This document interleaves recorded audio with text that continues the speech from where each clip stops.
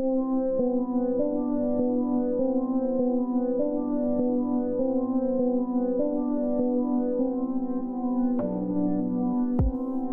live from the Cabaret, this is The Monstrous Feminine, the podcast where horrible humans talk about horror. My name is Zeba, and I'm joined by my sirens, Mila and Louisa. And this month we're going to be talking about Mermaids. We are covering the 2015 Polish musical horror film The Lure, directed by Agnieszka Smoczynska, the 2017 Swiss fantasy drama Blew My Mind, directed by Lisa Brulman, and the 2022 American psychological thriller Nanny, directed by Nikatu Jusu. Taya is unavailable this episode, but she'll be back soon. Before we get into the film, go ahead and follow us on Spotify, YouTube, or the Apple Podcasts app. You can find all of our links on our Instagram at The Monstrous Feminine Podcast. In The Lure, two sirens, Silver and Golden, emerge from the sea and join an 80s rock band at a local cabaret. Golden continues to feast on the flesh of the men she encounters, while Silver feels more affectionately for humans. She even falls in love with the bassist Mietek, though he struggles to see her as a human since he knows her in her mermaid form. Another sea creature named Triton warns Golden that if Silver has her tail removed, she will lose her voice. Triton also warns that if her sister's love interest marries another woman, Silver will turn into sea foam.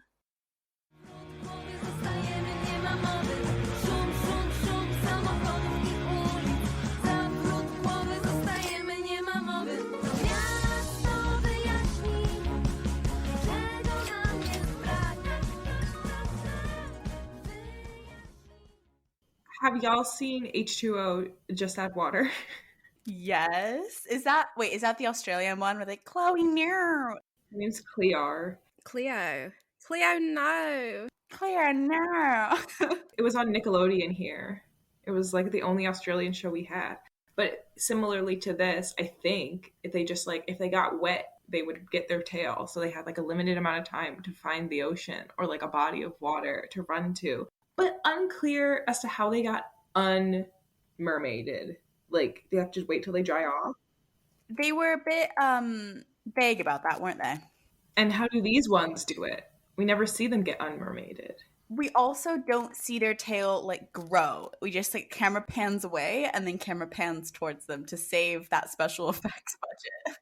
Cleo, no, the condensation. Yeah, anything would get them. They were so vulnerable. Maybe I'm speaking for an entire generation, and that's fine. But I feel like mermaids were like one of the coolest things that you could like imagine you might secretly be, that you might encounter. But actually, I don't think I even, when I was younger, watched H2O. I remember Aquamarine. I don't remember The Little Mermaid. I didn't have that much exposure to it, and yet I was obsessed. What was the lore in Aquamarine? Was it a similar thing if she got wet tail? I don't remember.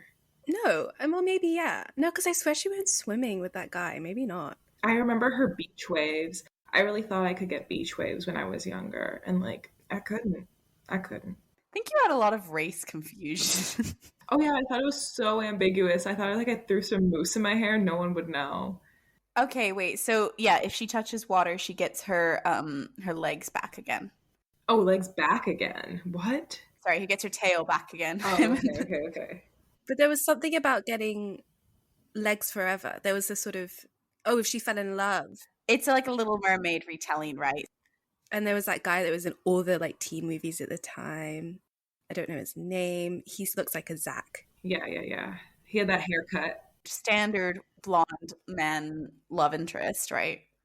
You know, funnily enough, I, as a child and now, have never been really that into mermaids. So I have a massive mermaid tattoo on my whole arm.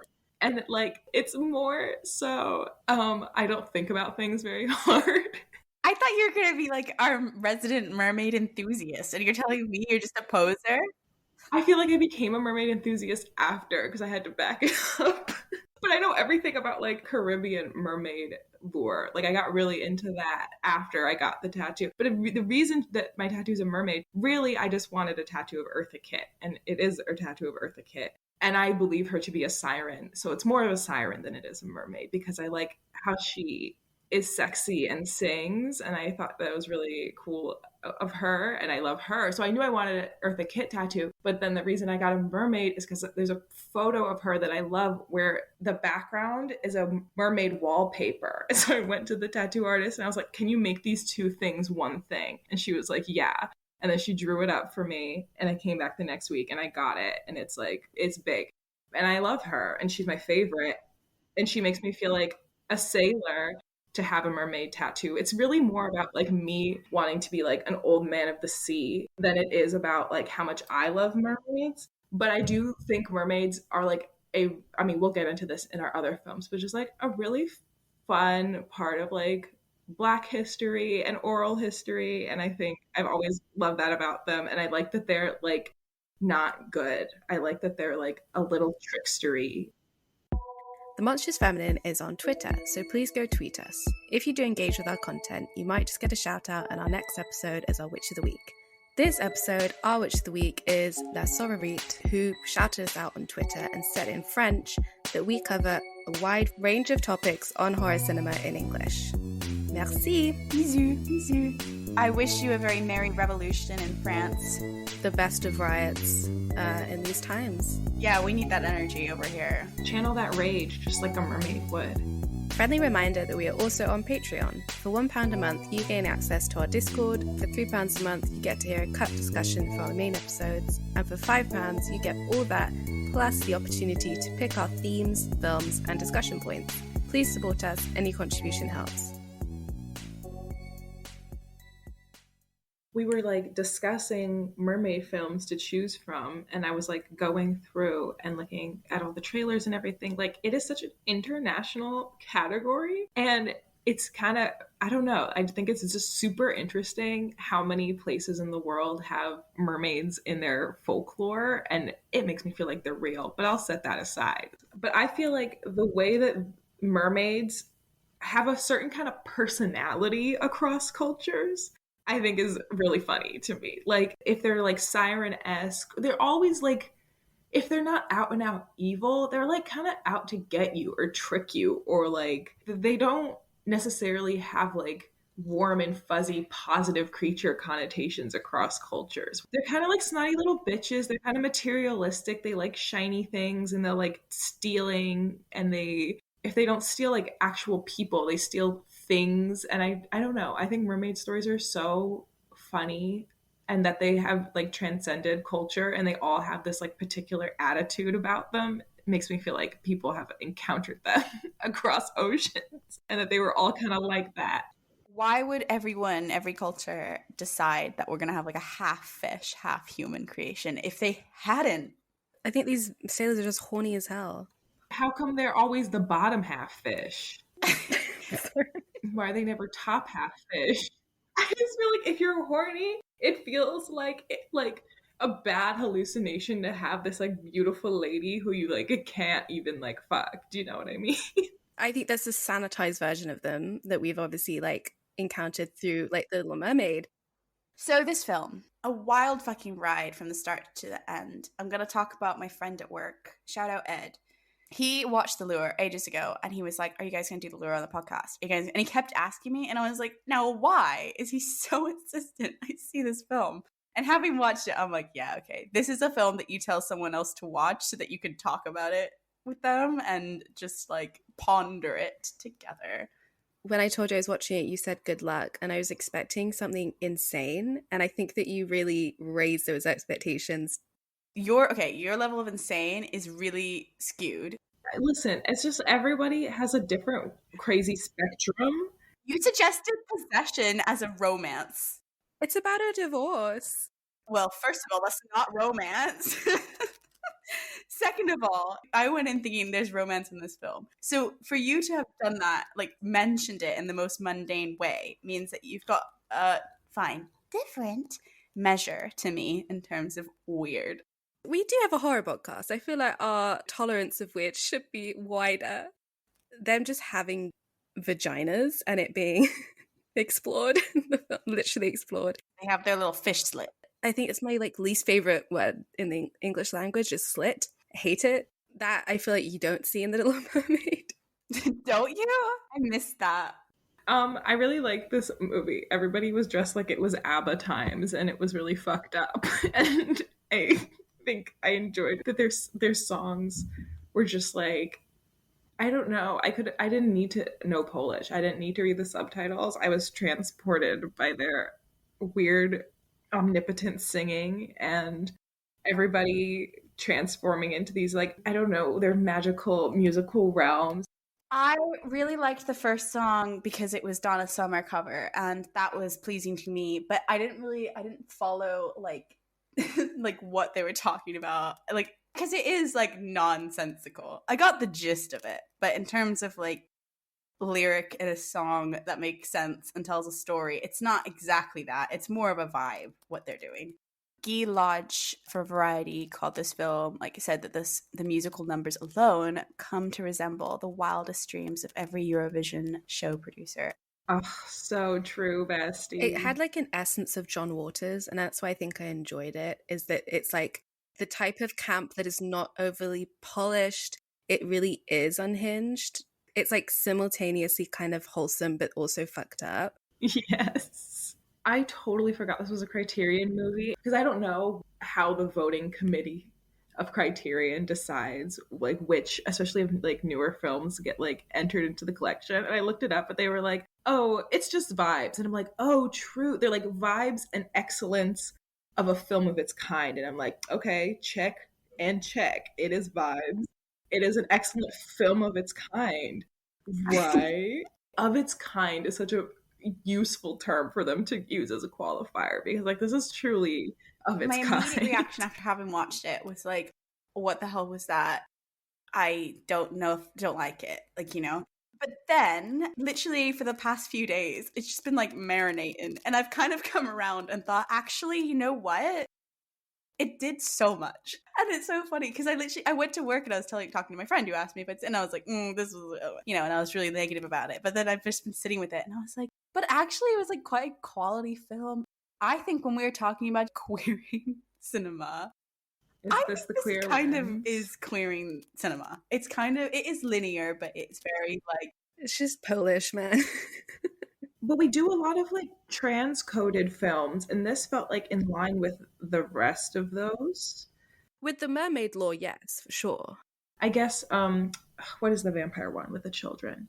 Let the Right One In. It I don't know. It tickled that same part of my brain as Let the Right One In. I think like mermaid lore in general, like body changes and stuff, like really works. And we'll see this a bit, I think, with like Blew My Mind, but I think it really works with that coming of age, puberty allegory that we have, and like sexuality, figuring it all out. But like specifically with this film, Diego Samarin for Slant Magazine said the film's like a trans allegory, and he says, "Are silver and golden not ultimately chicks with organically tuckable dicks? Instead of penetrable orifices, the women on erotic display grow a massively phallic body part so rigid that it anchors them into place, perhaps assuaging castration anxieties." And as much as Smoczynska tries to remind us with gory plot twists and silly choreographies that she's interested in amusement for amusement's sake, the lure lends itself to all sorts of cerebral, if not political, considerations. It's hard not to think of Silver and Golden's mermaidness as a psychosomatic response to Poland's gender-based oppressions. It's as if their escape can only be imagined if they morph into a barely human body, even if ultimately their transformation only heightens their status as voiceless sex toys. And then Brianna Ziegler for Screen Queen said, "The film presents themes of what it means to be a woman as opposed to what it means to be human, which deserve a deep dive of their own. Like, Silver is not a woman to the bass player unless she can find a way to be a woman biologically, as in get a vagina." So I thought that was interesting. And I think it's not just like my body's changing and I like don't agree with the changes that my body's undergoing in like the way that we've had trans allegories before. It's specifically, I think, that point which is interesting about like how he does not accept her as a love interest unless she has a vagina. And that the scene of the surgery is really, I don't know, like it's right there behind my eyelids since I've seen it. Like it's just, I think it's interesting that the skin like doesn't quite match when she gets the legs, and like and that she's awake during it and like singing her little song, and it's sort of just like one incision or cut across her bottom half and a cut across the other bottom half, and then they like stitch it up, and she's like awake and singing through the whole thing. And then they flip flop like the legs and the tail, like they for some reason put the tail back on like the donor's dead body. They were alive. I assumed that she wanted to be a mermaid. Oh, I thought she was like dead, and they were like taking her legs for some reason. I mean, there was blood in that scene, but it wasn't like compared to the other body horror things going on in the movie, like wasn't the goriest bit of it, and I appreciated that because I think that like that is what freaks out a lot of transphobes, is like the surgery element of it, like hormones and surgery element of it, especially for like cis women, and like when people get top surgery, like it really freaks them out. I've noticed like they see it as like a horrific mutilation of your body. Like, why would you do that? Why would you do something so permanent? And I think in this movie, like it is sad because you realize she's doing it for this man, and I think she does want legs also, like beyond that. I think she, more than the other mermaid, like was more about assimilating to the human world and was always kind of interested in that even before she met this man. But I think because she like gets these legs and then immediately tries to fuck and then he immediately rejects her is what makes it like so tragic, because like there is some kind of like loss, because like we as humans see them as these magical creatures, and you're like, no girl, not your tail, you don't need to get rid of your tail, just like be yourself. But I think it speaks to like some deep longing in her that exists for this man, that exists for this world, that like she wants to be, I don't know, she just wants to be different in a way that like her friend doesn't understand, and like isn't in like is sympathetic to but not empathetic to, I guess. And I think, I don't know, it's just like an interesting way of talking about, as a trans allegory, talking about like the body and the mind, and also like it's like do to achieve your aims and to be seen by others in the way that you like want to be seen and want to be loved and want to be understood. Like, yeah, just like those two scenes alone, like where she's with her friend and then like when she tries to have sex with him, and also like the surgery. So I guess the three of those are the things that like stuck with me the most. And like I'm really chewing on them. I really don't know how I feel about it, but it feels real. Like it feels like very real to like a trans experience. Yeah, I'm glad you gave some depth to it, and like that's what she wants or something. Because otherwise, if it's just read as like a straight allegory, it could be like against gender affirming surgery, which I don't want to like see. Obviously, no one's against, well, we're not against gender affirming surgery. But like if it's seen as like she's doing it solely for acceptance, then that's like what a lot of people in like media fear, is that people regret getting gender affirming surgery down the line and stuff. So I don't want to have to like play into those fears, but I do think it does raise some like questions, like you said, about like the trans experience generally. After they have sex, so after her surgery, she's got her legs, she's got her vagina, she goes and has sex with the bass player. I mean, he's quite like a I don't know, his expression does not like range from just looking broody and sullen like any bass player. So we kind of infer that he's disgusted by the blood that comes like off of her surgery scars. And it just, I don't think I got the sense watching it, but after that quote you read out, Louisa, and hearing Zeba talk on it, it does feel like it lends more to this trans allegory than, for example, when we talk about Blew My Mind, which has more emphasis on like the transformation of the body, like through mermaid lore, her desire to have a vagina to like meet the approval. Like you said, I'm hope part of her wanted it for herself, but even if it was for herself, like the argument we might be making for like Blew My Mind is that it kind of represents this very constructed view of femininity and like that sort of sexual service towards men that I think like the lore of Mermaids kind of represents. And this film, it just feels, yeah, that trans allegory comes through more strongly, and like him rejecting her on account of this, it's unclear where the horror lies. Is it in that transformation of her like getting her legs, her vagina, or is it like trying to just show his disgust at it in this sort of like biological purism where he wants this like biological female? I'm not sure. I'd need a rewatch where I'm like actually considering that like trans narrative, whether that was like intentional of the film or not. I think like we said, there's so many things that become queer coded or specifically trans coded that like it doesn't really matter if the filmmakers intended it or not. It's a really unique way to use like the mermaid form, definitely, but I feel so sad for her. And that stupid Evan Peters, Austin Butler motherfucker did not deserve her. He was so ungrateful. And Golden was right. She was like, what do you see in this man? You know that bimbo on TikTok? I can't remember her name, but she's like literally known as like the bimbo on TikTok. Who's like, he is literally just a guy. Hit him with your car. That was like the soundbite that was going through my head. I think where the ambiguity comes from is I don't know if this is intended to be a trans allegory, but like we're applying it to that. But actually the context is about like it is exploring what it means to be a woman, which is where like we're getting questions of like, you know, transgender identity bringing into it. I was like, because we have a queer gaze as viewers, and obviously other people do too. The film itself is obviously based on Hans Christian Andersen's Little Mermaid, which is obviously the basis of like all Little Mermaid adaptations. But in that tale, it's like really quite gruesome. The Criterion explains this in their article on this film, but they said a young mermaid sacrifices both her voice and her life in the sea in an effort to win the love of an unworthy prince, and with it, an immortal human soul. She works tirelessly to seduce him, even while every step she takes on her new legs feels like walking on knives. In return, the prince treats her like a pet, making her sleep at the foot of his bed, and then marries another woman, sentencing their heroine to death by transformation into sea foam. But the Little Mermaid, thanks to her sisters, is granted a reprieve from this fate, the chance to murder her abusive prince in exchange for her own life. Instead, she chooses to sacrifice herself rather than achieving the sweet relief of frothy oblivion. However, she finds she has become one of the daughters of the air, and her new duties include 300 years of flying around and fanning men when they get too hot.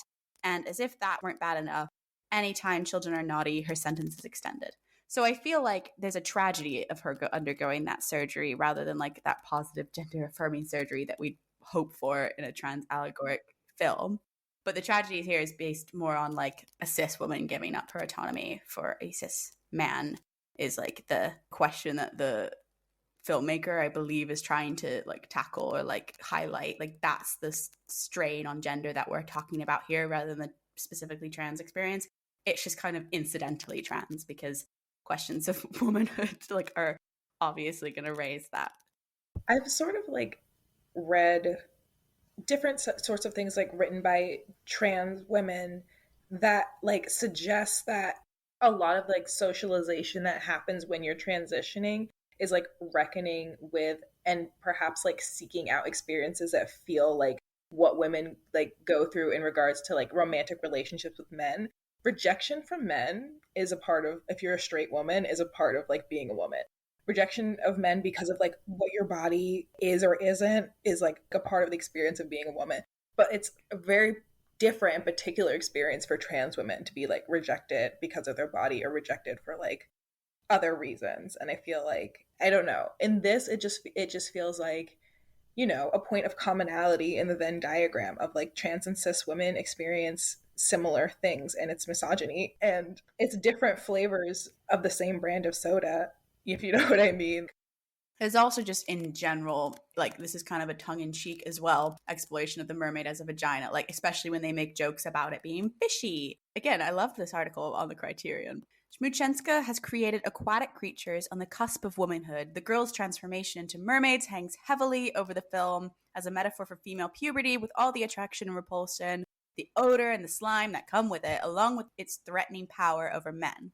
The sisters are often naked at first, unselfconsciously in a childlike way, then become aware of the magnetism of their bodies. The nightclub boss hires them to strip sing and occasionally flash those tantalizing tales.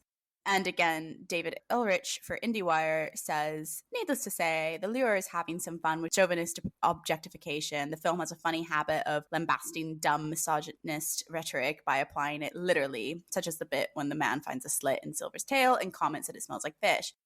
If we look at mermaid lore as a sort of classic melding of like female sexualization and monstrosity, I think anytime women in history are sexualized, they are also like infantilized at the same time. Something that just occurred to me, I don't know, I'm just going to throw a thesis towards like why mermaids are always these like very, mermaids and other magical creatures are like these really young I'm going to call them like temptresses, like sirens in particular. Like the thought is that you like can't even resist them because their siren song like lures you to the rocks and they're like a sign of danger. That's the same shit grown ass men are like, ooh, you're trouble when they're talking to a 17-year-old girl because they know they're gonna get in trouble. It's not just that like you're attracted to them, you also know it to be like a little bit wrong and a little bit dangerous and a little bit taboo, and like that's the danger, that's the trouble, that's the like, it's not that you are worried that this like young girl is going to like be more powerful than you or kill you or overtake you. It's that like it's wrong, it's taboo, and that somebody else could get you in trouble for it, or that like you shouldn't be doing this. I think that's maybe like part of the attraction that like people have when they, I don't know, like those porn categories or whatever. Like maybe it's like the sense of like the taboo or the like danger of it that's like part of the attraction. And I think that possibly the psychology of that could go back like way farther to the origins of these myths too, right? Like because fairy tales are meant to like warn you about something. Normally they're meant to like warn children, don't do whatever. But in this case, like these were just, like you said, horny old sailors. What are they warning each other of? I knew it was going to be queer because Barbara Creed told me it was going to be queer in Return of the Monstrous Feminine. Barbara Creed's describing the sex scene between Golden and the policewoman, and she says that the policewoman splashes water over Golden's legs, which transform her into a magnificent tail. The two engage in erotic sex and harboring no concerns about Golden's animality. Unlike Miatek, the officer licks the full length of Golden's tail as their sexual encounter becomes more passionate. The woman is not at all put off by Golden's enormous tail, scales, or bodily fluids. In contrast to the scenes with Silver and Miatek, this abject and queer encounter between human and mermaid is filled with pleasure, although the policeman's fate is not clear. And the Criterion article also pointed that out, that like unlike the men in the film, the cop has no fear of female genitalia or bloodlust. So there's like a mutual acceptance between them. I know it's still queer monstrosity, but I don't know, because mermaids are also like, they're monsters, but they're more like monsters in their seduction. Like everyone knows they're universally hot. They're not like the typical like ugly queer monsters, I don't know. And it's kind of implied that like you'll never fuck them. Like they're gonna eat you or kill you or you'll crash on the rocks before anything even happens. And it's also implied that they're not interested. That they're like they know you're interested, but like you're just gonna die. I think it also like is so dependent with queer monstrosity, so dependent on, regardless of the intention of who's making it, not only the context, but like the execution of how it's used.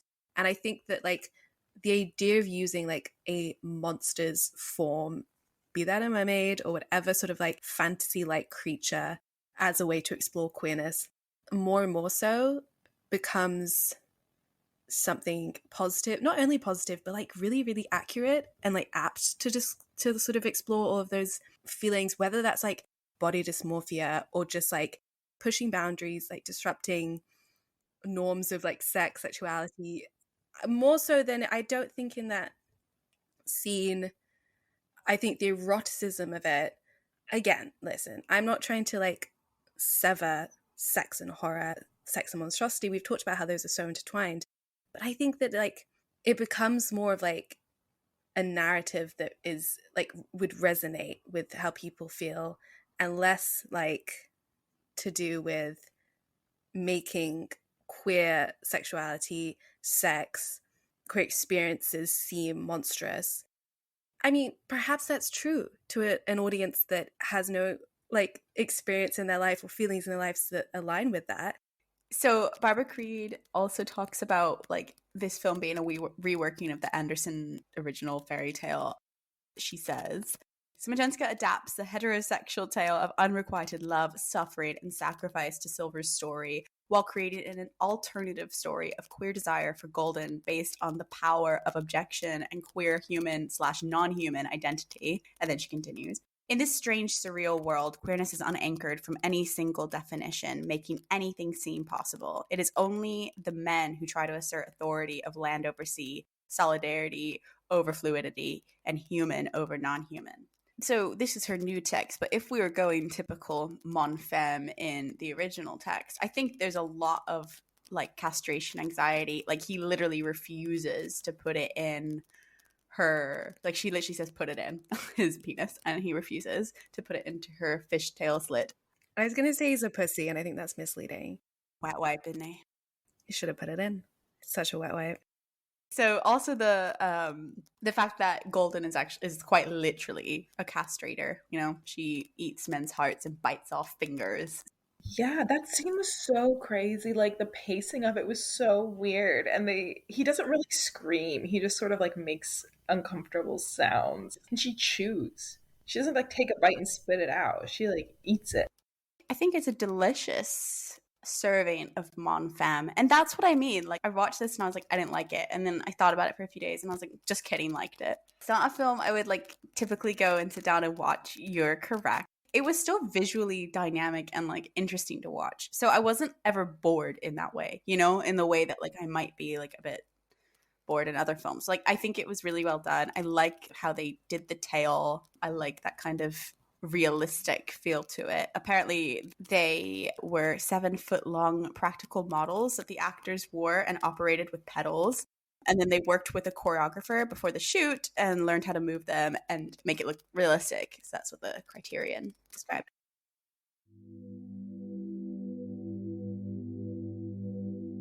Thank you for listening to The Monstrous Feminine. Be sure to follow us on Instagram, SoundCloud, and Spotify at The Monstrous Feminine Podcast, and on Twitter at The MonFemPod. Subscribe to our YouTube channel, rate and review us on Apple Podcasts and Spotify, and follow us on TikTok at The Monstrous Feminine Pod for podcast clips and more fun. Brooms up, witches out.